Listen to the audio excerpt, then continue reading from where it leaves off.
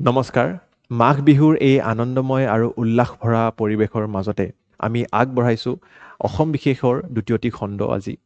আৰু এই অসম বিশেষত আমি প্ৰত্যেক ৰবিবাৰে আপোনালোকলৈ অসমৰ গুৰুত্বপূৰ্ণ বাতৰিসমূহ আলোচনা কৰোঁ যাতে আপোনালোকে APSC বা অন্য গভৰ্ণমেণ্ট এক্সাম যদি দি আছে তাৰে প্ৰস্তুতি চলোৱাত অলপ সহায় কৰিব পাৰোঁ সহজভাৱে বিশ্লেষণ কৰোঁ আমি যিবিলাক ইম্পৰ্টেণ্ট নিউজ আছে আৰু তাৰ লগতে প্ৰিলিমছৰ কিছুমান MCQ প্ৰেক্টিছো কৰাওঁ আৰু মেইনছৰ এনচাৰ ৰাইটিঙো আমি আৰম্ভ কৰিছোঁ ইয়াৰ ইভালুৱেশ্যনো পাব যদি আপুনি SPM ষ্টুডেণ্ট হয় পৰ্টেলত ছাবমিট কৰি আপোনালোকে নিজৰ ইভালুৱেশ্যনটো পাব পাৰে এই গোটেই ক্লাছটোৰ PDFটো আপোনালোকে বোথ ইংলিছ এণ্ড এছামিজত কমেণ্ট ছেকশ্যনত পাব আৰু আজি আমি এইকেইটা টপিক ডিছকাছ কৰিবলৈ গৈ আছোঁ বহুতেই ইম্পৰ্টেণ্ট কেইটামান টপিক আছে গতিকে ভিডিঅ'টো শেষলৈকে চাই থাকিব প্ৰথমটো টপিক হৈছে মিজোৰাম আৰু ম্যানমাৰ বৰ্ডাৰ ইছ্যু আপোনালোকে জানে যে ম্যানমাৰৰ লগত আমাৰ ইণ্ডিয়াৰ বৰ্ডাৰ শ্বেয়াৰিং আছে আৰু বিশেষভাৱে মিজোৰাম যিখিনি নৰ্থ ইষ্টাৰ্ণ ষ্টেটছ আছে মিজোৰামৰ এটা মেজৰ বৰ্ডাৰ আছে দেখিবলৈ পোৱা গৈছে যে ম্যানমাৰ বা বাৰ্মাত এটা পলিটিকেল ইনষ্টেবিলিটি কিছু বছৰ আগৰ পৰাই চলি আছে আং সুং চু কিৰ দিনৰ পৰাই আমি দেখা পাইছোঁ মিলিটাৰী কুপ হৈছিলে আৰু পলিটিকেল ইনষ্টেবিলিটি আছে আৰু সেই কাৰণতে বহুতো মানুহ যিবিলাকে ম্যানমাৰত বা বাৰ্মাত বাস কৰে তেওঁলোকে আমাৰ ৰেফিউজি হিচাপে ইনফ্লাক্স কৰি আছে বৰ্ডাৰটো ক্ৰছ কৰি আছে ইলিগেলি আহি আছে সোমাই আছে আৰু তাৰে কাৰণে কিছুমান ষ্টেটছে কমপ্লেইন কৰিছে এণ্ড গভৰ্ণমেণ্ট অফ ইণ্ডিয়া কিছুমান নতুন ৰেগুলেশ্যনছ আনিছে এতিয়া বৰ্ডাৰ পাছ ছিষ্টেম এটা আৰম্ভণি কৰাৰ কথা চলিছে গোটেই বাতৰিটো আমি সহজভাৱে আমি চাবলৈ চেষ্টা কৰোঁ আৰু আপোনালোকৰ এক্সামত কি ধৰণে আপুনি লিখিব লাগিব এবাৰ চাবলৈ চেষ্টা কৰোঁ প্ৰথমেতো পোনপ্ৰথমে আপোনালোকে চাব লাগিব যে বৰ্ডাৰটো কেনেকৈ শ্বেয়াৰ হয় এইখন আমাৰ মণিপুৰ নাগালেণ্ড মিজোৰাম ঠিক আছে আৰু অৰুণাচল আমি দেখা পাওঁ যে এই চাৰিওখন ষ্টেটছৰ লগতে ম্যানমাৰে বৰ্ডাৰ শ্বেয়াৰ কৰে কিমান কৰে একজেক্ট এমাউণ্টটো লিখা আছে 510 কিলোমিটাৰ মিজোৰামৰ লগত শ্বেয়াৰ হয় এইটো আপোনালোকে অলপ মনত ৰাখিলে ভাল হয় আৰু এই ধৰণেই যদি আপোনালোকে এক্সামত লিখি থৈ আহে বা এটা মেপ ড্ৰ কৰে কিমান কিলোমিটাৰ কিমান 1000 kilometre India Myanmar border stretch হয় এটা খুব ভাল আপোনালোকে নম্বৰ পাবলৈ সক্ষম হ'ব এতিয়া যদি আমি মিজোৰাম আৰু ম্যানমাৰৰ ৰিলেশ্যনছটো চাওঁ অলপ বিশেষ ৰিলেশ্যন আছে কাৰণ কিয়নো যি জো কমিউনিটি বা কুকি চীন মিজো কমিউনিটি তেওঁলোকৰ এটা আত্মীয়তা ভাৱ আছে নিজৰ মাজতে দেই আমি যদিও দুখন বেলেগ দেশ হৈ গ'লোঁ কিন্তু আমি যদি হিষ্ট্ৰী বা ইতিহাসলৈ উভতি চাওঁ দেৰ ৱেৰ লট অফ কালচাৰেল লিংকেজেছ আমি দেখিবলৈ পাইছোঁ যে স্বাধীনতাৰ আগতো আমি একেলগে ব্ৰিটিছৰ শাসনৰ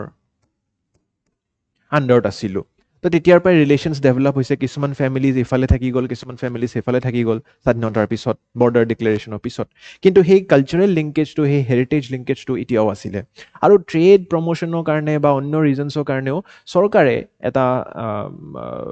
আদেশ দিছিলে যে আমি FMR ফ্ৰী মুভমেণ্ট ৰেজিম এটা এষ্টাব্লিছ কৰিম মানে এই বৰ্ডাৰসমূহৰ 16 কিলোমিটাৰ ভিতৰ আৰু বাহিৰলৈ আমি এটা ফ্ৰী মুভমেণ্ট দিম সেইসমূহ লোক যিসকলে সেই 16 কিলোমিটাৰৰ ৰেডিয়াছৰ ভিতৰত থাকিছিল তেওঁলোকে ফ্ৰীলি মুভমেণ্ট কৰিবলৈ পাৰিছিলে উইদাউট এনি পাছ ছিষ্টেম তেওঁলোকে ট্ৰেড এষ্টাব্লিছ কৰিছিলে তেওঁলোকে বিয়া বাৰু কৰিছিলে ছ'চিয়েল লিংকেজেছ এটা আছিলে তাৰে পৰা এই দুইখন দেশৰে যিটো ৰিলেশ্যনছ আছিলে সেইটো ডেভেলপ হৈ আছিলে এতিয়ালৈকেতো তেনেকৈ চলি আছিলে কিন্তু যেতিয়াৰ পৰা আমি দেখা পালোঁ কিয় কৰিছিলে ট্ৰেড এণ্ড কালচাৰেল চেংটিটিটো বনাই ৰাখিবলৈ দেই কিন্তু যেতিয়া আমি দেখা পালোঁ ইনষ্টেবিলিটি বাঢ়িলে কিছুমান ডিষ্ট্ৰিক্টছত মিজোৰামৰ বিশেষভাৱে চামফাই ডিষ্ট্ৰিক্ট বা বেলেগ কিছুমান ডিষ্ট্ৰিক্টছত বহুতো ৰেফিউজিজ সোমাই অহা হৈছে বলকচোন চাওঁ কি হৈছে signs 2021 unstable government and military coop হৈ আছিলে বাৰ্মাৰ কথা কৈ আছোঁ বা ম্যানমাৰৰ কথা কৈ আছোঁ তাৰে লগতে বহুতে দেখা পালে যে এইসকল লোক যিবিলাকে নিজৰ দেশত ধৰক মাৰ কাট চলি থাকে তো তেওঁলোকে ভাল নাপায় ইণ্ডিয়ালৈ তেওঁলোকে সোমাই আহিবলৈ বিচাৰে তাৰে কাৰণে মিনিষ্ট্ৰী অফ হোম এফেয়াৰ্ছে লগালগ ক'লে যে আমি এই ৰেফিউজি ইনফিল্ট্ৰেশ্যনটো ৰখাব লাগিব ছিকিউৰিটি ইছ্যুজৰ কাৰণে তেওঁলোকে আহি কিনে ইণ্ডিয়াৰ আকৌ চাকৰি ৰিচোৰ্চেছ এক্সট্ৰেক্ট কৰে এক্সপ্লইট কৰে তো তাৰে লগতে কিন্তু মিজোৰাম চৰকাৰে ক'লে যে নহয় আমাৰ এটা আত্মীয়তা ভাৱ আছে আমাৰ এটা ৰিলেশ্যনছ ডেভেলপ হৈ গৈছে ধৰক কাৰোবাৰ ছোৱালী সেইফালে বিয়া হৈছে কাৰোবাৰ পুতেকে এইফালে কাম কৰি আছে কেনেকৈ আপোনালোকে এটা ফেন্সিং বা বৰ্ডাৰ যদি ইলেক্ট্ৰিচিটি ফেন্সিং কৰি দিয়ে তেনেহ'লে গোটেই দেখোন ঘৰে আমাৰ বিচ্ছেদ হৈ যাব ৰাইট তো তেনেকুৱা ধৰণৰ কথাৰ কাৰণে মিজোৰাম গভৰ্ণমেণ্টে 40,000 ৰেফিউজিজক কালচাৰেল ৰিজনছৰ কাৰণে নিজৰ তাত বসবাস কৰিবলৈ দিছিলে আৰু স্পেচিফিকেলি নিজৰ চীন প্ৰভিন্সৰ পৰা অহা লোকসকলৰ ঠিক আছে তো চীন প্ৰভিন্স যেটো হয় আমি দেখাবলৈ পাইছো এইখন म्यांमाৰৰ ম্যাপ হয় দেই তো ইয়াৰে চীন প্ৰভিন্স যেটো হয় এটো ৰাখাইন প্ৰভিন্স আপোনালোকে জানে যে रोहिंग्या ইস্যুটো যেটো হৈছিলে ৰাখাইন প্ৰভিন্সত হৈছিলে বাট আমি रोहिंग्या ইস্যুটো আজি ইয়াত নাপাতো তো চীন প্ৰভিন্স যেটো হয় म्यांमाৰৰ এই সকল লোকৰ লগত মিজোৰামৰ খুব ভাল ৰিলেশনস আছিলে আৰু সেই সকল লোকে ইয়াতে 40,000 অলমোস্ট আমি ইয়াতে বসবাস কৰিবলৈ দিছিলো তাৰে লগতে আৰু কিছুমান ৰিজন আছে যেনেকৈ ৰিহিডেল লেক এই যেটো ৰিহিডেল লেক হয় এই ৰিহিডেল লেকটো এটা সিক্ৰেট লেক বুলি মানা হয় কিছু সংখ্যক লোকৰ কাৰণে কোনকেইটা এথনিক গ্ৰুপ জো এথনিক গ্ৰুপ যেটো জো এথনিক গ্ৰুপ জোৰ ভিতৰত আকৌ কাক আমি ইন্টিগ্ৰেট কৰো চীন কুকি আৰু মিজো ঠিক আছে চীন প্ৰভিন্স কুকি আমি দেখা পাইছো মণিপুৰত যে কুকি চীন এবিলাক লোক মণিপুৰতো আছে মিজোৰামতো আছে আৰু হেফালেও আছে বৰ্ডাৰৰ আৰু এই মিজো লোকটো মিজোৰামৰ হয়ে বাট কিছু সকল মিজো লোকে হেফালে বিয়া হৈ म्यांमाৰৰ বৰ্ডাৰৰ পাৰ কৰিও তাতে বসবাস কৰিছিলে তো এই সকলো লোকে এইটো জো এথনিক গ্ৰুপ বুলি কোৱা হয় আৰু এই জো লোকসকলে এই লেকটোক এটা কিবা ধাৰ্মিক তীৰ্থস্থান হিচাপে চাই আৰু তেওঁলোকে এই লেকটো যেটো কি আমাৰ মিজোৰাম বৰ্ডাৰৰ পৰা 3 কিলোমিটাৰ দূৰত আছে অকল আমাৰ এটো म्यांमाৰত আছে ৰাইট তো এনেকুৱা ধৰণৰ আমাৰ কিছুমান আত্মীয়তা ভাবৰ কাৰণে আমি মিজোৰামৰ চৰকাৰে মিজোৰামৰ লোকসকলে কিছুমানে এটো অপোজ কৰিছিলে যে বৰ্ডাৰ আমি ষ্ট্ৰিক্ট বৰ্ডাৰ বা এটা পোৰাছ যেটো বৰ্ডাৰ সিস্টেম চলি আছিল এফএমআৰ ৰেজিমৰ লগত হেতু বন্ধ কৰিব নালাগে 16 কিলোমিটাৰৰ কিন্তু তাৰে লগতে কিছুমান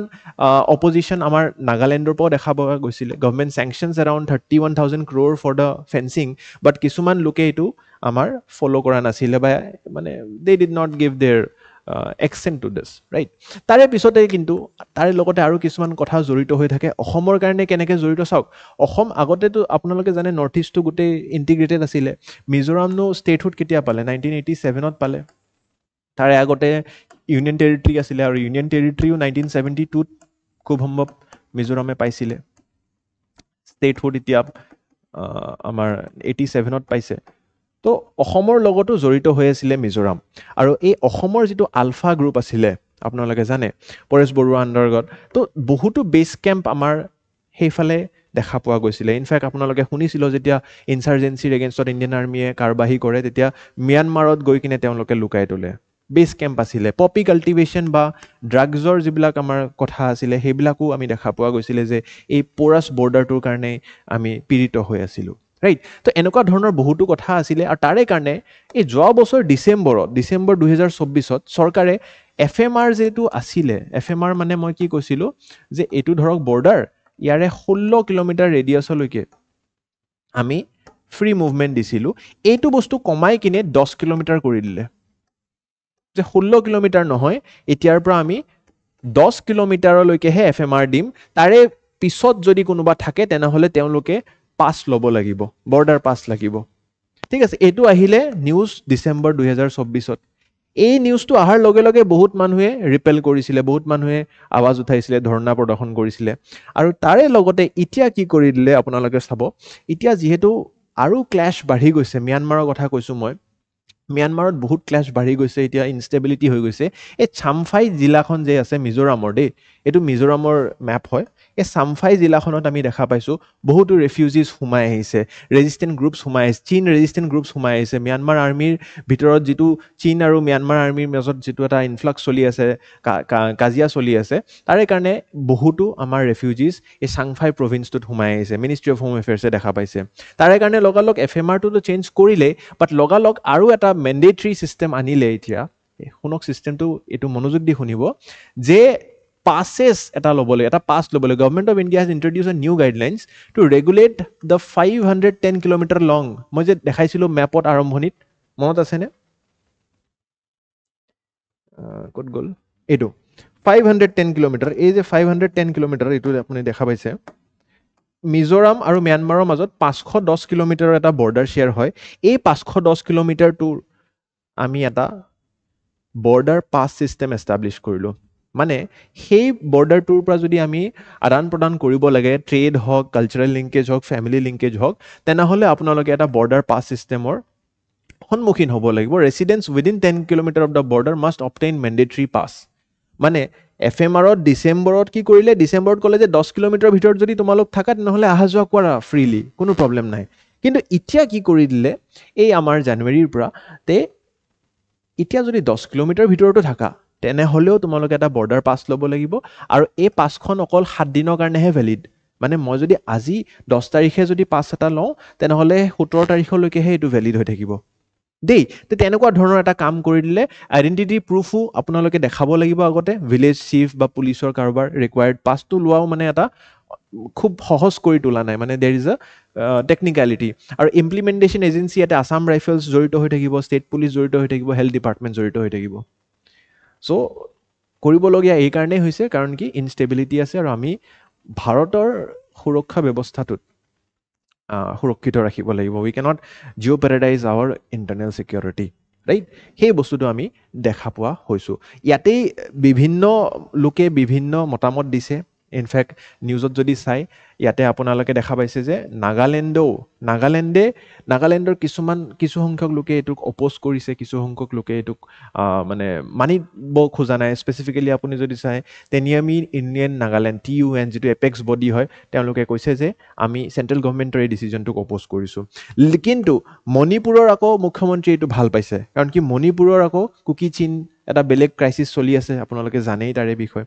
গতিকে আপোনালোকে কমেণ্ট ছেকশ্যনত জনাবচোন আপোনালোকৰ কি মতামত। এতিয়ালৈকে যিখিনি ঘটনা হৈছে মই আপোনালোকক জনালোঁ। This is the most important thing. Border pass ছিষ্টেমটো আপোনালোকে নোট ডাউন কৰিব লাগে।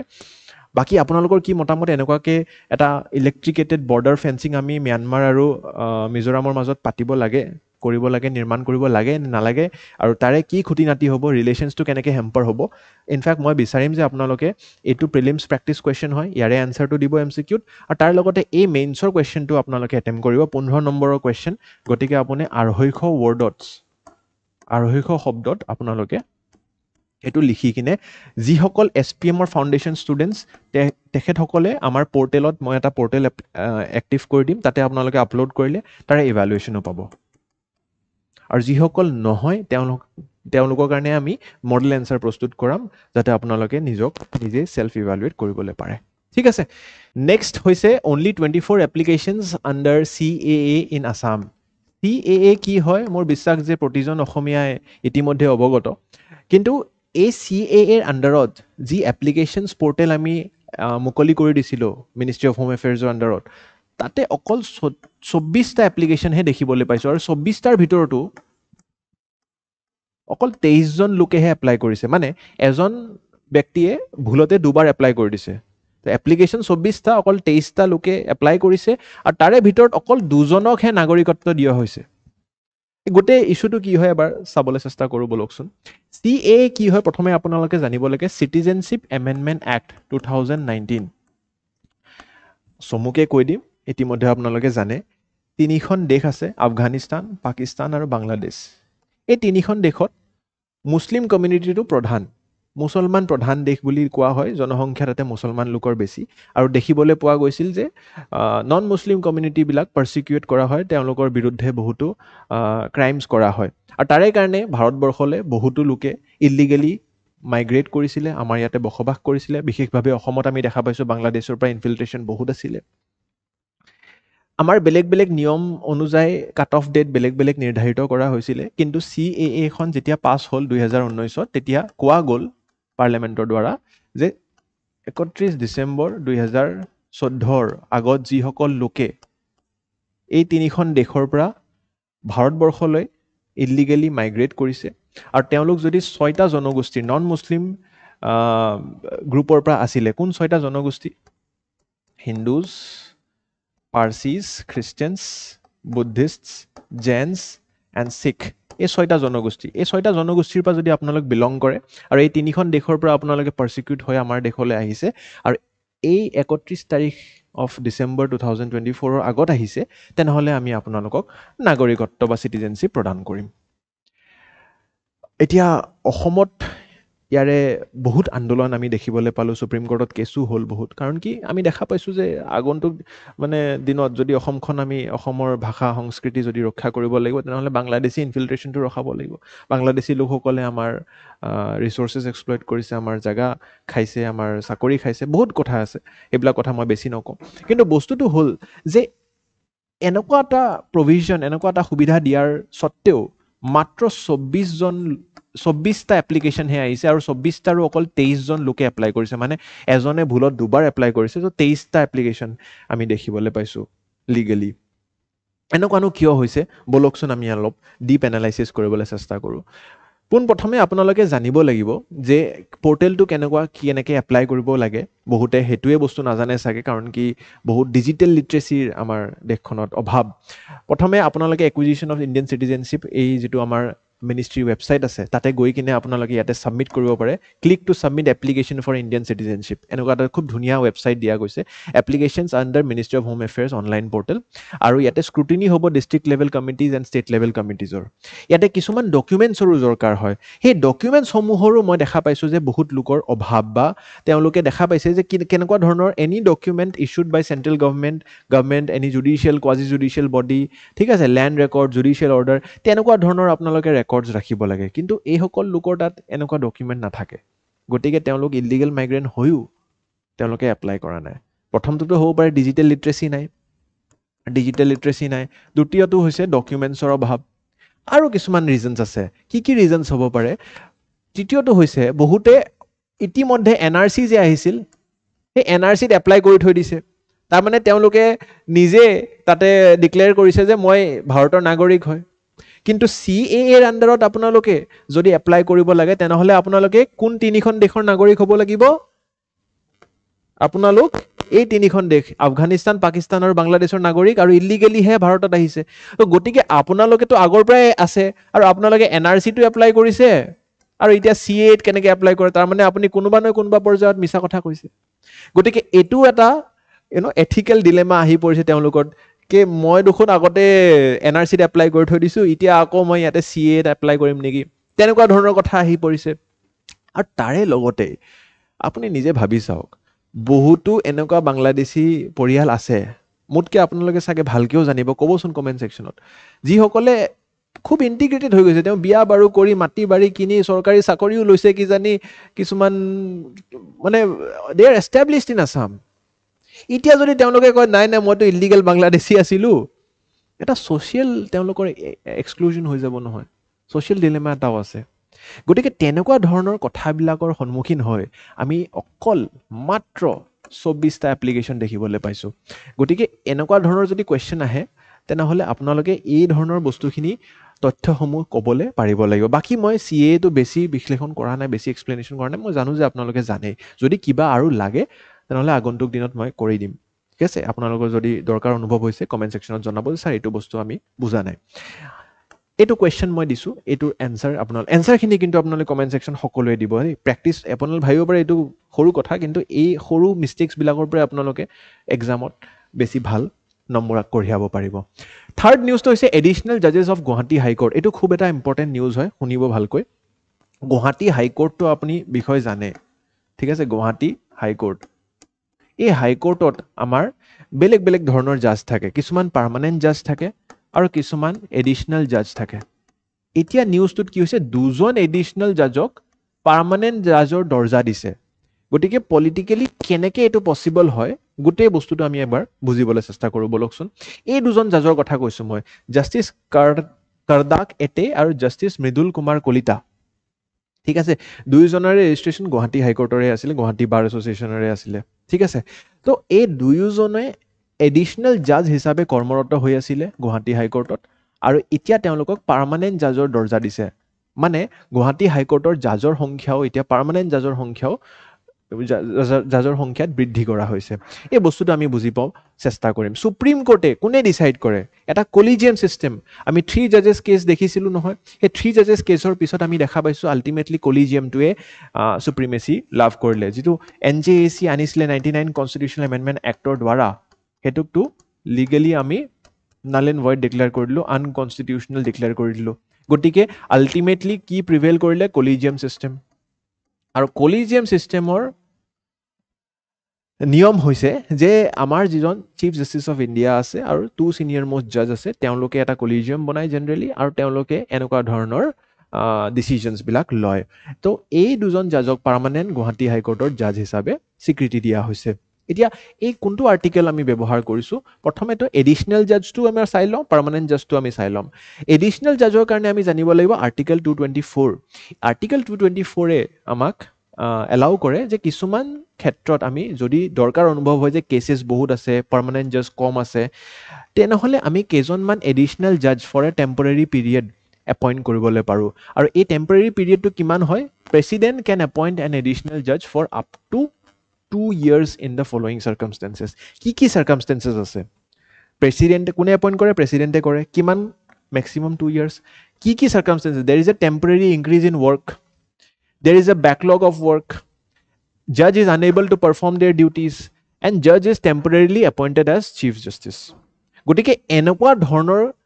পৰিস্থিতিৰ সন্মুখীন হৈ আমি এডিশ্যনেল জাজ এজ পাৰ আৰ্টিকেল 224 আনিবলৈ পাৰোঁ এতিয়া পাৰ্মানেণ্ট জাজ কি হয় পাৰ্মানেণ্ট জাজৰ কাৰণে আপোনালোকে জানিব লাগিব 217 article 217 of the constitution it states that judge of high court shall be appointed by the president আকৌ প্ৰেচিডেণ্টে এপইণ্ট কৰে in consultation with দুজন chief justice of India and governor of the state এতিয়া গুৱাহাটী হাইকোৰ্টৰ যদি জাজ আমি এপইণ্ট কৰিব লাগে তেনেহ'লে চিফ জাষ্টিচ অফ ইণ্ডিয়াৰটোতো থাকিবই কলিজিয়াম চিষ্টেমৰ অন্তৰ্গত তেওঁৱে ৰেকমেণ্ড কৰিব and finally governor of the state and in case of appointment of জাজ other than the chief justice of high court is also' consulted মানে এইটোতো হ'ল যে CJ of high court chief justice of high court appoint কৰাৰ কাৰণে criteria কিন্তু যদি আমি নৰ্মেল জাজ নন চিফ জাষ্টিচ মানে জাষ্টিচবিলাকো থাকে ন তো জাষ্টিচ এপইণ্ট কৰিব লাগে তেনেহ'লে আমি অকল গভৰ্ণৰ আৰু CJI নহয় তাৰে চিফ জাষ্টিচ অফ হাই কোৰ্টটোকো আমি কনচাল্ট কৰোঁ এতিয়া আমি এখেতসকলৰ বিষয়ে বা গুৱাহাটী হাইকোৰ্টৰ বিষয়ে অলপ চাবলৈ যাওঁ কাৰেণ্টলি আমাৰ honourable justice Vijay Bishnoi chief justice of Guwahati high court কৰ্মৰত হৈ আছে তেওঁ ৰাজস্থানৰ হয় আৰু প্ৰেজেণ্টলি আমাৰ 24টা এতিয়ালৈকে মানে যিটো আমাৰ ষ্ট্ৰেংথ আছিলে বিফৰ দিছ পাৰ্মানেণ্ট জাজ তেনেহ'লে 24টা আমাৰ আছিলে আৰু তাতে আমাৰ ইনক্লুড হৈ আছিলে চিফ জাষ্টিচ এণ্ড 5জন এডিশ্যনেল জাজ কিন্তু এই 5জনৰ এতিয়া আকৌ 2জন পাৰ্মানেণ্ট জাজ হৈ গ'ল ৰাইট এই নিউজ আৰ্টিকেলটোত এইটো বস্তুৱে কভাৰ কৰা হৈছে বাকীখিনি কথা আপোনালোকে জানে এজ ক্ৰাইটেৰিয়া কি হয় কোনে এপইণ্ট কৰে কি ধৰণে কাম কৰা হয় এই গোটেইখিনি বস্তু আপোনালোকে ইতিমধ্যে জানে আচ্ছা গুৱাহাটী হাইকোৰ্টৰ বিষয়ে আপোনালোকে জানিব লাগে যে 4খন ডিফাৰেণ্ট ৰাজ্যৰ কাৰণে এইটো এটা হাইকোৰ্ট হয় কোনখন ৰাজ্যৰ কাৰণে হয় আপোনালোকে জানিবলৈ principal seat of Guwahati high court is in Guwahati apart from that principal seat high court has 3 other benches Kohima bench Aizawl bench and Itanagar bench কোনখন ষ্টেটৰ কাৰণে হয় অসম নাগালেণ্ড মিজোৰাম এণ্ড অৰুণাচল ইনফেক্ট আপোনালোকে জানেনে নাই জানিব চাগে 7খন আমাৰ 7 যি নৰ্থ ইষ্টাৰ্ণ ষ্টেটছ আছিলে সেই 7খন ৰাজ্যৰ কাৰণে প্ৰথমে এইটো হাইকোৰ্ট এষ্টাব্লিছ কৰা হৈছিলে কিন্তু পিছলৈকে আমি দেখাবলৈ পাইছোঁ Guwahati high court occupied the position of being the common high court for 7 states কিন্তু 2013 বৰ্ষৰ পিছৰ পৰা ছেপাৰেট হাইকোৰ্টছ কেইটামান এষ্টাব্লিছ হ'ল আৰু মাত্ৰ এতিয়া এই 4খন ৰাজ্যৰ কাৰণে গুৱাহাটী হাইকোৰ্টে এজ আ প্ৰিন্সিপাল হাইকোৰ্ট হিচাপে কাম কৰে বেঞ্চেছ থাকে বেঞ্চেছ মানে কোহিমাটো বহা যায় গুৱাহাটী হাইকোৰ্টৰ বেঞ্চ এজৱালতো বহা যায় মিজোৰামৰ কাৰণে নাগালেণ্ডৰ কাৰণে ইয়াতে আৰু অৰুণাচলৰ কাৰণে ইটানগৰ কিন্তু প্ৰিন্সিপাল চিট আমাৰ ক'ত হয় গুৱাহাটীত হয় জজ ফিল্ডৰ কাষত ঠিক আছে এইখিনি তথ্য আপোনালোকে জানিব লাগে প্ৰেক্টিছ কুৱেশ্যন এইটো এবাৰ চেষ্টা কৰি উত্তৰটো দিব নেক্সট ইম্পৰ্টেণ্ট আৰ্টিকেল এটা আছে এইটো প্লিজ ভালকৈ শুনিব এইটো ইনফেক্ট এইটো আৰ্টিকেল কভাৰ কৰাৰ আগত মই ক'ব বিচাৰিম যে এই আৰ্টিকেলটো আপোনালোকে ইতিমধ্যে যোৱা বছৰো আমি শুনিবলৈ পাইছিলোঁ বা আগতো নিউজত আছিলে কিন্তু মই ভাবোঁ যে অলপ কম্প্ৰিহেনচিভলি কিছুমান ইম্পৰ্টেণ্ট আপডেটছ আহিছে চেণ্টাৰৰ কি ষ্টেণ্ড হয় আমাৰ ভাৰতে কি কৰিম এতিয়া যোনে অৱগত এই আৰ্টিকেলটোৰ বিষয়ে তেনেহ'লে আপোনালোকে চমুকে চালেও হ'ব ফাষ্ট ফৰৱাৰ্ড কৰি কিন্তু মই ভাবোঁ যে আপোনালোকে এইখিনি বস্তু শুনিলে বা জানিলে বেছি ভালকৈ এটা উত্তৰ লিখিবলৈ মেইনছত পাৰিব হৈছে কি হৈছে এয়া যে চাইনাই এটা $137 বিলিয়ন ৱৰ্ল্ডৰ চবতছে ডাঙৰ এটা dam world largest dam construct কৰিব খুজিছে ঠিক এই যে টাৰ্ণিংটো আছে ব্ৰহ্মপুত্ৰৰ এই যে এটা ষ্টিপ টাৰ্ণিং লয় তিব্বেটৰ পৰা তিব্বেটত আমাৰ ইয়াৰলুং চেম্পো হিচাপে আমি জনাজাত তাৰে পিছত ভাৰতবৰ্ষত অৰুণাচল প্ৰদেশ হৈ প্ৰৱেশ লয় আৰু তাতে চিয়াং নদী বুলি জনাজাত সেই চিয়াঙৰ পৰা সোমাই কিনে আমাৰ অসমত যেতিয়া সোমায় তো এই যিটো এটা টাৰ্ণিং আছে ষ্টিপ টাৰ্ণিং টিবেট তাতে এটা ডেম কনষ্ট্ৰাক্ট কৰিব খুজিছে এতিয়া বৰ্তমান অৱস্থাত চবতছে ডাঙৰ ডেম কোনটো হৈছে থ্ৰী গৰ্জেছ ডেম ঠিক আছে যিটো থ্ৰী গৰ্জেছ ডেম আছে আমাৰ সেইটো চবতছে ডাঙৰ ডেম হয় কাৰেণ্টলি গোটেই পৃথিৱীৰ ভিতৰতে তাতকৈও ডাঙৰ এটা ডেম ব্ৰহ্মপুত্ৰত তেওঁলোকে যিটো মেডং কাউণ্টি আছে তাতে কনষ্ট্ৰাক্ট কৰিব খুজিছে টিবেটত তাৰে কি ৰিপাৰকেশ্যনছ হ'ব পাৰে ভাৰতে কি কৰিব কিয় কৰি আছে চাইনাই এনেকুৱা গোটেইখিনি বস্তু আমি এবাৰ চাবলৈ চেষ্টা কৰোঁ চাওক পোনপ্ৰথমেতো ক'ব বিচাৰিম যে চাইনাই যিটো এইটো কৰিব খুজিছে এইটো কোনো নতুন কথা নহয় তেওঁলোকে আগতেও এনেকুৱা বহুতো ডেমছ আমাৰ ব্ৰহ্মপুত্ৰ নদীত অৱস্থিত কৰিছে যেনেকৈ ডাগু ডেম আছে জিয়েকছু আছে জাংমু আছে জিয়াচ্ছা আছে এই 1 2 3 4 আপোনালোকে দেখিছে ন ইমানটা ডেম অলৰেডি ইয়াৰলুং জেংপো যিটো নদী হয় ব্ৰহ্মপুত্ৰৰ যিটো নাম টিবেটত ইয়াৰলুং জেংপো ঠিক আছে চেমিয়াংডুং গ্লেছিয়াৰৰ পৰা যেতিয়া অৰিজিনেট হয় তাৰে পিছৰ পৰা এই বস্তুটোতে তেওঁলোকে বহুতো ডেমছ ইতিমধ্যে কনষ্ট্ৰাক্ট কৰি থৈছে কিন্তু এতিয়া আৰু এই ষ্টিপ টাৰ্ণিংটোত তেওঁলোকে আৰু এটা dam world's largest dam construct কৰিব বিচাৰিছে এইখিনি কথা আপোনালোকে ইতিমধ্যে জানে কিন্তু চাওকচোন এই যে মেকং নদীটো আছে তেওঁলোকৰ তাৰমানে এনেকুৱা এটা it has always been there general practice বেলেগ নদীবিলাকতো তেওঁলোকে তেনেকুৱা কৰিছে যেনেকৈ আৰু এটা ইণ্টাৰ কাণ্ট্ৰি ৰিভাৰ হৈছে মেকং ৰিভাৰ আপোনালোকে জানে চাইনাৰ থ্ৰু ফ্ল' হয় আৰু চাউথ ইষ্ট এছিয়ান বহুতো কাণ্ট্ৰিজত মেকং ৰিভাৰটো ফ্ল' হয় যেনেকৈ আপোনালোকে এইবিলাক কাণ্ট্ৰিজ থাইলেণ্ড কেম্বোডিয়া ভিয়েটনাম এইবিলাক লাওছ দেখিবলৈ পাইছে আৰু তাতেও আপষ্ট্ৰীম এৰিয়াতে কিমানটা এই যে অপাৰেশ্যনেল ডেমছখিনি দেখা পাইছে আপুনি এই গ্ৰীণ এৰিয়াত এই গ্ৰীণ গোটেই চাইনিজ টেৰিটৰীত তেওঁলোকে ডেম বনাই থৈ দিয়ে যাতে ৰিভাৰ ৱাটাৰটো কণ্ট্ৰল কৰিব পাৰে গতিকে এইটো কোনো নতুন কথা হোৱা নাই ইমানকেইখন দেশৰ মেকং ৰিভাৰ কোনটো কোনটো দেশৰ পৰা আচ্ছা এইটো কুৱেশ্যন আহি যাব পাৰে Myanmar China Laos Vietnam Cambodia আৰু থাইলেণ্ড এই যিকেইখন দেশ আছে তাতেই চাওকচোন মেকং ৰিভাৰৰ কিমানটা ডেম তেওঁলোকে কনষ্ট্ৰাক্ট কৰিছে তো এইটো কোনো একো নতুন কথা কৰি থকা নাই প্ৰথমে দ্বিতীয়তে এতিয়া ব্ৰহ্মপুত্ৰৰ কেছটো যদি চাওঁ আমি তেনেহ'লে international convention on water sharing কাৰণ কি ইণ্টাৰনেশ্যনেল লটো চাব লাগিব যে কি লিগেলি এইটো কৰিব পাৰি নে নোৱাৰি তো মই ক'ব বিচাৰিম যে লিগেলি দেৰ ইজ ন' ছাচ অব্লিগেশ্যন মানে এনেকুৱা কোনো ট্ৰিটি আমি ৱাটাৰ শ্বেয়াৰিং ট্ৰিটি আমি চাইন কৰা নাই যেনেকৈ আমাৰ পাকিস্তানৰ লগত এটা ইণ্ডাছ ৰিভাৰ ৱাটাৰ ট্ৰিটি আছে সেই ট্ৰিটিটোৰ যিটো মানে খুটি নাটি হিচাপে আমি সেইমতে চলিব লাগিব কিন্তু চাইনাৰ লগত আমাৰ প্ৰব্লেম যে আমি এনেকুৱা কোনো ট্ৰিটি চাইন কৰি থোৱা নাই আৰু ইয়াতে আমি চাব লাগিব যে UN convention on the law of non navigational uses of international water course of 1997 এই ট্ৰিটিটোৱে কি কয় it clearly mentions that the lower riparian states have right over water the river water but there is no' pact between China and Indian regarding to lower riparian states মানে আমাৰ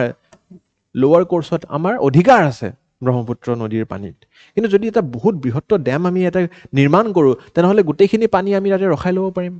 আমি dam মানে বুজি পাইছোঁ নাই ডেম মানে কেনেকুৱা হ'ব এতিয়া ধৰক এইটো পানী হয় তো ইয়াতে আমি এটা ৱাল বহুত ডাঙৰ এটা ইয়াতে জেনেৰেলি বেলেগ বেলেগ ধৰণৰ ডেম থাকে run of the river dam থাকে বা আমি যদি চাওঁ তেনেহ'লে বেলেগ বেলেগ ধৰণৰ ডেম থাকে ঠিক আছে কিন্তু প্ৰব্লেমটো কি হৈছে যে ইয়াতে তেওঁলোকে যি ধৰণৰ ডেম কনষ্ট্ৰাক্ট কৰে এতিয়া কি নিৰ্মাণ কৰে একজেক্টলি মই নাজানো কিন্তু তেওঁলোকে যদি এটা বৃহত্তৰ dam run of the river ডেমটো জেনেৰেলি চুটেবল কিয় হয় কাৰণ কি ৰান অফ দ্য ৰিভাৰ ডেমটোৱে অবষ্ট্ৰাক্ট নকৰে পানীটোক বাট এই এম্বেকমেণ্ট টাইপ এটা ক্ৰিয়েট কৰি ইয়াতে টাৰ্বাইন এটা কনষ্ট্ৰাক্ট কৰি দিয়ে আৰু টাৰ্বাইনটো ঘূৰিলে হাইড্ৰ' ইলেক্ট্ৰিক পাৱাৰটো তাতে জেনেৰেট হয় কিন্তু চাইনাই যদি এতিয়া ৱাটাৰ অবষ্ট্ৰাক্ট কৰিবলৈ বিচাৰে তেতিয়া পানীটো হোল্ড কৰি ৰাখিব আৰু আমাৰ অসম বা অৰুণাচলত এটা ড্ৰাউট চিটুৱেশ্যন ক্ৰিয়েট কৰিবলৈ পাৰে আৰু পানীটো যদি বেছিকৈ ধৰি হঠাৎ এৰি দিয়ে যিটো আমাৰ নতুন নাম আহিছে ৱাটাৰ বম জাষ্ট ইমেজিন কৰক যে বহুত ভলিউম অফ ৱাটাৰ একেলগে হোল্ড কৰি ৰাখিছে আৰু একেলগে গোটেই এৰি দিছে আপোনাৰ পানী পিয়ালেগে গিলাচত দেখায় এক বাল্টি পানী যদি ঢালি দিওঁ তেনেহ'লে কি হ'ব it will flood the entire area Arunachal Assam গোটেই ফ্লাড হৈ যাব মানুহৰ প্ৰপাৰ্টি ধ্বংস হ'ব মানুহৰ জীৱন হত্যা হ'ব পাৰে এই গোটেইখিনি বস্তু আমি দেখাবলৈ ইয়াতে সক্ষম হৈছোঁ যে বাৰে বাৰে এনেকুৱা এটা আমাৰ ৰিস্ক আছে তাৰে লগতে এই মেডং কাউণ্টিত এই বস্তু যেতিয়া নিৰ্মাণ কৰিবলৈ বিচাৰিছে এই যে ষ্টিপ টাৰ্ণিংটোত এইটো এটা খুবেই ডেঞ্জাৰাছ কাউণ্টি হয়, বহুত ডেঞ্জাৰাছ এৰিয়া হয়। কিয় হয়? Because this is zone 5। আপোনালোকে ৰিচেণ্টলি দেখা পাইছিলে নহয়, ৰিচেণ্টলি আৰ্থকুৱেক আহিছিলে যে নেপালত। তো এইটো এটা খুব চিছমিক এক্টিভ এৰিয়া।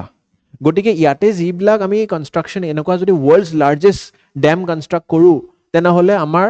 বহুতো ড্ৰিলিং ডাগিং প্ৰচেছেছ কৰিব লাগিব, আৰু তাৰে পৰা চিছমিক এক্টিভিটি চিছমিক প্লেটছবিলাক হেম্পাৰ হ'ব পাৰে, and it might generate a small earthquake also' can hamper the entire project. পইচাটো যাব, সেইটো কথা নহয়, কিন্তু প্ৰব্লেমটো হৈছে যদি এটা ফ্লাড লাইক চিটুৱেশ্যন ক্ৰিয়েট হৈ যায়, তেনেহ'লে কোনে ভুক্তভোগী হ'ব? সেয়া হ'ল আমাৰ মূল প্ৰশ্ন। গতিকে এনেকুৱা ধৰণৰ প্ৰজেক্ট এটা আপোনালোকে এনাৰ্জি আউটপুটৰ কাৰণে বাৰু ঠিক আছে, বৃহত্ত হ'ব, কিন্তু কিমান উচিত এইটো কৰা মৰেলি বা লিগেলি,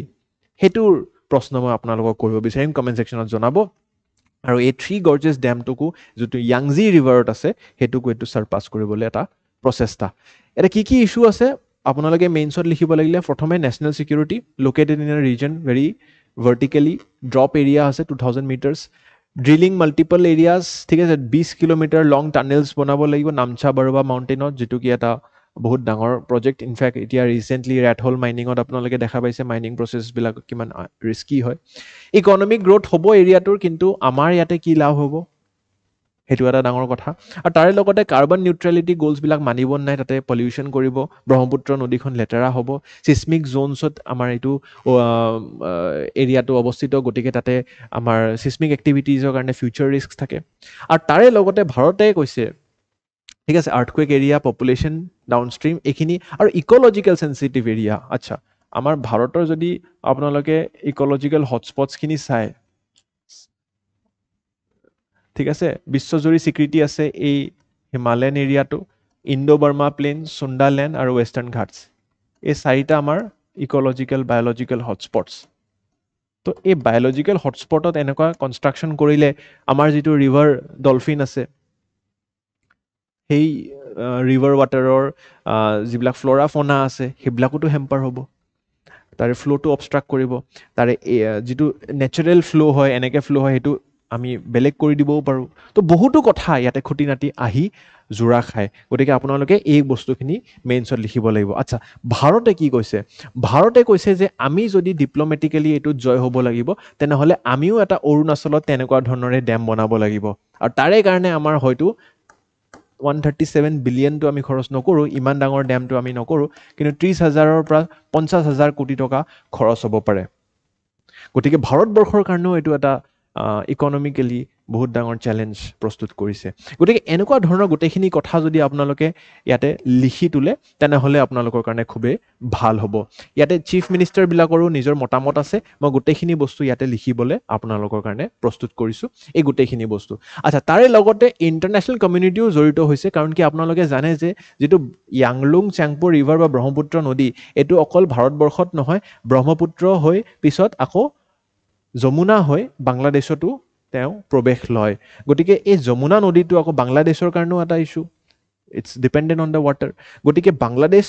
ইছ্যুটো ইয়াতে আমি লিখিব পাৰোঁ যে বাংলাদেশেও প্ৰেছাৰ কৰিছে, বাংলাদেশ ছিক্স এ ফৰ্মেল ৱাটাৰ শ্বেয়াৰিং এগ্ৰিমেণ্ট, কাৰণ কি বাংলাদেশো এফেক্ট হ'ব ইয়াতে।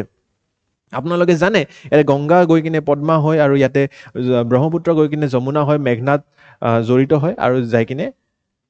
বে অফ বেংগলত ড্ৰেইন কৰে, বিউটিফুল ডেল্টাছ ক্ৰিয়েট কৰে। গতিকে সেয়া পানী যদি আমি ইয়াতে ৰখাই থওঁ, ড্ৰাউট কৰোঁ, তেনেহ'লে বাংলাদেশখনো এফেক্ট হ'ব ইকনমিকেলি এণ্ড পলিটিকেলি। এইটো এটা প্ৰেক্টিছ কুৱেশ্যন, মই বিচাৰিম যে আপোনালোকে ইয়াৰে উত্তৰটো দিয়ে। 5th আৰ্টিকেলটো হৈছে revival of Satras in West Bengal. Assam Satra মহাসভাই এটা SOS দিছে দিছপুৰক about the conditions of West Bengal সত্ৰজ। আমি জানো যে সত্ৰ বা আমাৰ শ্ৰীমন্ত শংকৰদেৱৰ যি বৈষ্ণৱ ধৰ্ম, তাৰে এটা খুবেই জৰুৰী স্তম্ভ হৈছে সত্ৰ।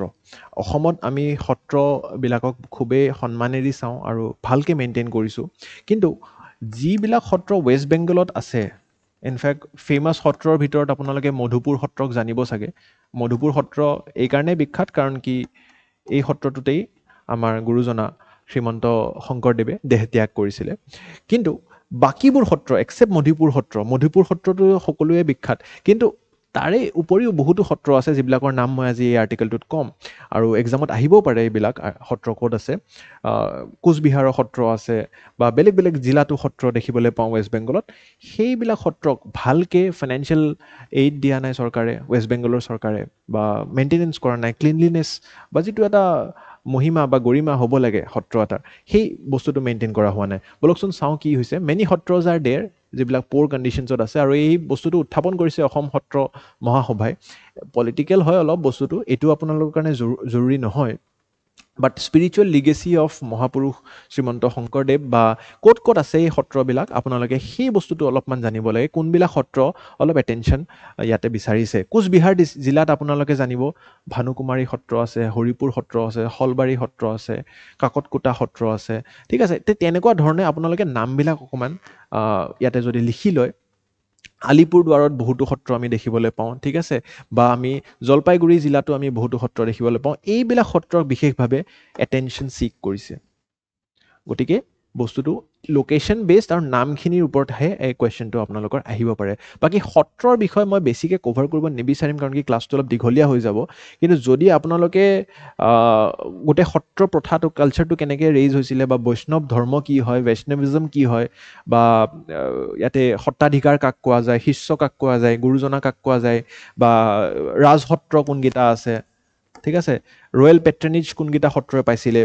ৰজাই কোনটো সত্ৰত শৰণ লৈছিলে তো তেনেকুৱা ধৰণৰ যিবিলাক নিউজ আছে আৰু কোনটো সত্ৰ কি কাৰণে বিখ্যাত যদি জানিব বিচাৰিছে কমেণ্ট ছেকশ্যনত জনাব এটা বেলেগকৈ ভিডিঅ' আমি বনাই কিনে সত্ৰ প্ৰথাৰ ওপৰত ভালকৈ আপোনালোকক বুজাম কোনোবা দিনাখন এইটো প্ৰশ্ন মই বিচাৰিম আপোনালোকে MCQটো কৰক তাৰ লগতে কেইটামান ইম্পৰ্টেণ্ট পাৰ্চনেলিটিজ সৰু সৰু নিউজ আপোনালোকৰ কাৰণে আছে ইয়াতে প্ৰথমটো নিউজ হৈছে ইম্পৰ্টেণ্ট পাৰ্চনেলিটিজ যি থাকে আমি ইয়াতে আপোনালোকক সদায় অসম বিশেষত ক'বলৈ বিচাৰোঁ আৰু veteran actress Gyanada Kakati passes away Gyanada Kakati আপোনালোকে জানে খুবেই বিখ্যাত ফাৰ্ষ্ট এছামিজ এক্ট্ৰেছ আছিলে যোনে প্ৰেছিডেণ্ট চিলভাৰ মেডেল পাইছে সৰ্বপল্লী ৰাধাকৃষ্ণন ছাৰৰ পৰা গতিকে পুবেৰণ যিটো আপোনাৰ তেওঁৰ কাম আছিলে বা তাতে তেওঁৰ যিটো ৰোল আছিলে মেঘালী বুলি তেওঁ এটা নেতৃত্ব কৰিছিলে তো তাতে সেই বস্তুটোৰ কাৰণে তেওঁ খুব বিখ্যাত আছিলে আৰু তেওঁৰ ইয়াতে মৃত্যু হৈছে তাৰ লগতে এৱাৰ্ড বেছ কি নিউজ আছে শিল্পী বঁটা দিয়া হৈছে অনিমা চৌধুৰী ঠিক আছে আৰু মুকুল ৰাভা তাৰ লগতে নাট সূৰ্যফণী শৰ্মা এৱাৰ্ড আৰু তাৰ লগতে সাহিত্যাচাৰ্য অতুল চন্দ্ৰ হাজৰিকা এৱাৰ্ড আৰু তাৰ লগতে ভীমবৰ দেউৰী এৱাৰ্ড এই এৱাৰ্ডবিলাক উইথ পিকচাৰ আপোনালোকে যদি মনত ৰাখিবলৈ অলপ চেষ্টা কৰে বা নামবিলাক যিবিলাক ৰেবা ফুকন হ'ল ঠিক আছে বা হীৰা নিয়োগ হ'ল জলেশ্বৰ ব্ৰহ্মা হওক এই নামখিনি অকণমান আপোনালোকে লিখি পঢ়িলে মই ভাবোঁ যে মনত ৰাখিবলৈ সহজ হ'ব বাকী আমি সহজভাৱে ইয়াতেতো আপোনাক নোট ডাউন কৰি দিম এই নোটছটোত তাৰ লগত গভৰ্ণমেণ্ট স্কিম এইবাৰ গুণোৎসৱ পালন কৰা হৈ আছে গতিকে গুণোৎসৱ কি হয় অলপমান মই ক'ব বিচাৰিম এইটো হৈছে যে অসমৰ যিবিলাক এলিমেণ্টাৰী স্কুল আছে বা ছেকেণ্ডেৰী স্কুল আছে আণ্ডাৰ সমগ্ৰ শিক্ষা অভিযান ঠিক আছে তো ডিপাৰ্টমেণ্ট অফ এডুকেশ্যন আমাৰ যিটো অসম চৰকাৰৰ আছে তেওঁলোকে এই স্কুলবিলাকক অলপমান ইনভেষ্টিগেট কৰে যে কি ধৰণে তেওঁলোকে কাম কৰি আছে কোৱালিটি এডুকেশ্যন প্ৰদান কৰিব পাৰি আছে নাই কি চোৱা হয় ইয়াতে কোৱালিটি অফ এডুকেশ্যন কেনেকুৱা প্ৰদান হৈ আছে ইনফ্ৰাষ্ট্ৰাকচাৰেলি তেওঁলোকৰ তাত টয়লেটছ আছে নাই ক্লাছৰুমছ আছে নাই বেঞ্চ ডেস্কবিলাক ঠিককৈ চলে নাই আৰু টিচাৰ ষ্টুডেণ্ট ৰেচিঅ' যিটো হয় মই ৰিচেণ্টলি বৰপেটাৰ এখন স্কুলৰ মাষ্টৰৰ লগত কথা পাতিছিলোঁ তাতে শুনিছোঁ যে 14জন ছাত্ৰ আছে ছাত্ৰ ছাত্ৰী আৰু 4টা শিক্ষক আছে জাষ্ট চি দ্য ৰেচিঅ' তো এনৰলমেণ্ট কিয় হোৱা নাই ইমান কেনেকৈ কম হ'ব পাৰে এখন স্কুলত ঠিক আছে LP স্কুল আছিলে বৰপেটাৰ 14জন ছাত্ৰৰ কাৰণে 4টা শিক্ষক তো শিক্ষকৰ একো কামেই নাই ঠিক আছে তো তেনেকুৱা ধৰণে তো শিক্ষকে বেলেগ কাম কৰি ঘূৰি ফুৰে চৰকাৰৰ চাকৰি দৰমহা লৈ আছে তো এনেকুৱা ধৰণৰ বস্তুবিলাক অলপ গেজেটেড অফিচাৰৰ দ্বাৰা ইভালুৱেশ্যন কৰা যায় ইভালুৱেটাৰ্ছ থাকে আৰু গেজেটেড অফিচাৰ আপোনালোকো হ'ব পাৰে যদি ACS APS ক্ৰেক কৰিব পাৰে ঠিক আছে তাৰে লগতে গণোৎসৱত কি চোৱা যায় scholastic skills scholastic skills community participation and contribution and availability of use of infrastructure এনেকৈ লিখিব লাগিব মেইনছত ঠিক আছে পইণ্ট ৱাইজ ভালকৈ যদি লিখে আৰু ইয়াতে children from class 1 to 9 of government provincialise schools আপোনালোকৰ ইয়াতে চোৱা যায় আৰু কিমান ৱেটেজ দিয়া যায় যিটো নম্বৰ এটা দিয়া যাব গণোৎসৱ যেনেকৈ স্বাস্থ্য সেৱা উৎসৱ থাকে PHC চেণ্টাৰ্ছবিলাকৰ ইভালুৱেশ্যন হয় হেল্থ ডিপাৰ্টমেণ্টৰ দ্বাৰা তেনেকৈ এডুকেশ্যন ডিপাৰ্টমেণ্টৰ দ্বাৰা এইটো আপোনাৰ এই যিটো ফাৰ্ষ্ট ফেজ চলি আছে 6 পৰা 9 জানুৱাৰী 2025 ঠিক আছে স্কলাষ্টিক স্কিলছক চবতছে বেছি ৱেটেজ দিয়া গৈছে 90% আৰু বাকীখিনিক 5% দিয়া গৈছে কো স্কলাষ্টিক কমিউনিটি পাৰ্টিচিপেশ্যন তো স্কলাষ্টিক স্কিলছটোৱে চবতছে বেছি জৰুৰী ইয়াতে তাৰ লগতে GI টেগ এটা আপোনালোকে জানিব লাগে অশাৰীকান্দি টেৰাকটা ৰিচিভছ দ্য GI টেগ ঠিক আছে অশাৰীকান্দি বা যিটো আপোনালোকে ক'ব পাৰে ধুবুৰী জিলাৰ এটা বিশেষ টেৰাকটা আৰ্ট হয় তাকে GI টেগ দিয়া গৈছে আৰু হিষ্টৰিকেল মাইলষ্টনছ আপোনালোকে যদি চাই ইয়াৰ লগত জড়িত Sarala Bala Devi Asharikandi artisan receive the president's award for the Hatima doll ঠিক আছে এই 1982 দিয়া হৈছিলে ইয়াৰে লগত আপোনালোকে জানিব লাগিব যে বড়ো সাহিত্য সভাৰ 64th এনুৱেল কনফাৰেন্স এতিয়া হ'বলৈ গৈ আছে ডিমাকুছিত ঠিক আছে ডিমাকুছি ক'ত আছে ওদালগুৰি জিলাত আছে আৰু ইয়াতে আপোনালোকে জানিব লাগিব যিটো মেস্কট এবাৰৰ কাৰণে দিয়া হৈছে সেয়া হৈছে কেকুৰা ঠিক আছে ক্ৰেব খাইনে আপোনালোকে চ' সেই কেকুৰাটোক ইয়াতে ছিজনছ মেস্কট হিচাপে প্ৰস্তুত কৰা হৈছে last but not the least book release আমি সদায় কভাৰ কৰিবলৈ চেষ্টা কৰোঁ অসম বিশেষত these are all prelims pointers দুখন কিতাপ ইয়াতে আমাৰ ৰিলিজ কৰা হৈছে এইবাৰ by doctor Mousumi Kondali focus on the visual arts ঠিক আছে তো এই কিতাপকেইখনৰ নাম আপোনালোকে নোট ডাউন কৰাটো মই ভাবিম যে জৰুৰী গতিকে আজিৰ এপিছ'ডটোত ইমানেই আছিলে ইম্পৰ্টেণ্ট যিখিনি নিউজ এনালিচিছ লাগিছিলে আমি প্ৰাৰম্ভিক পৰ্যায়ত কৰিলোঁ আৰু তাৰ লগতে অন্তিম পৰ্যায়ত আমি প্ৰিলিমছ বেছড যিখিনি প্ৰশ্ন আহিব পাৰে ওৱান লাইনাৰ হিচাপে আপোনালোকক কৰালোঁ গোটেইখিনি বস্তু আপোনালোকে নোট হিচাপে PDFটোত পাব কমেণ্ট ছেকশ্যনত আমি পিন কৰি দিম ইয়াতে যদি আৰু সত্ৰৰ বিষয় বা কিছু কথাৰ বিষয়ে আপোনালোকে আৰু ডিটেইল এনালিচিছ বিচাৰে তেনেহ'লে জনাব কমেণ্ট ছেকশ্যনত আৰু যদি লাভান্বিত হৈছে তেনেহ'লে ভিডিঅ'টো লাইক কৰিব আৰু কমেণ্ট ছেকশ্যনত আপোনালোকে এনচাৰ্ছবোৰ ছাবমিট কৰক আৰু মেইনছ এনচাৰ যদি কৰিছে SPM ষ্টুডেণ্টছে তেনেহ'লে পৰ্টেলত আপলোড কৰিব আজিলৈ ইমানে আৰু মাঘ বিহুৰ বা ভোগালী বিহুৰ আপোনালোকক সকলোকে আন্তৰিক শুভেচ্ছা জ্ঞাপন কৰিব বিচাৰিম ভালকৈ এতিয়া আপোনালোকে এনজয় কৰক আৰু ভালকৈ পঢ়ি যাওক আপোনালোকৰ সকলোৰে সপোনবোৰ পূৰা হওক এয়াই মোৰ মনোকামনা ধন্যবাদ থেংক ইউ